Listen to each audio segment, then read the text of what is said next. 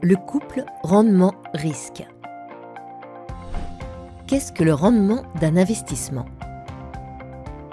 Le rendement d'un investissement se mesure en prenant en compte les revenus qu'il procure, loyers, dividendes, intérêts, ainsi que la plus-value éventuelle lors de la revente par rapport à ce qu'il a coûté.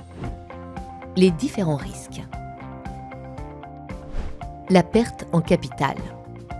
Le principal risque d'un investissement financier est la perte en capital, c'est-à-dire de ne pas retrouver sa mise au moment de la vente.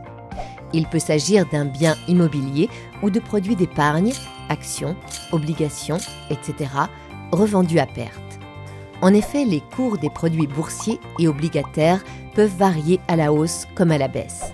Par ailleurs, il y a aussi le risque de ne rien gagner. Par exemple, quand les taux d'intérêt sont inférieurs à l'inflation. Dans ce cas, l'épargne peut tout de même augmenter, mais moins que l'inflation. Autre exemple de risque de ne rien gagner quand un locataire ne paie pas son loyer ou qu'un bien n'est pas occupé pendant plusieurs mois. Le risque d'illiquidité. C'est l'impossibilité de récupérer son épargne à tout moment. C'est le cas, par exemple, des produits bénéficiant d'un avantage fiscal à la souscription, tels que le plan d'épargne retraite, PER, les fonds communs de placement pour l'innovation, FCPI, ou les fonds d'investissement de proximité, FIP. Le risque réglementaire. Le risque réglementaire porte quant à lui sur la modification d'un texte qui impacte négativement l'investissement déjà réalisé. Par exemple, l'évolution du mode de calcul du taux du livret A. Pourquoi rendement et risque sont-ils étroitement liés ? Parce que plus le rendement est important, plus le risque est élevé.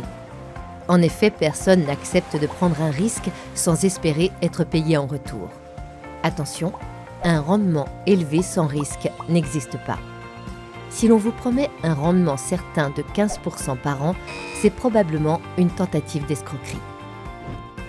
En bref, pour réduire les risques, il ne faut pas mettre tous ses œufs dans le même panier, c'est-à-dire bien diversifier son épargne et laisser du temps au temps.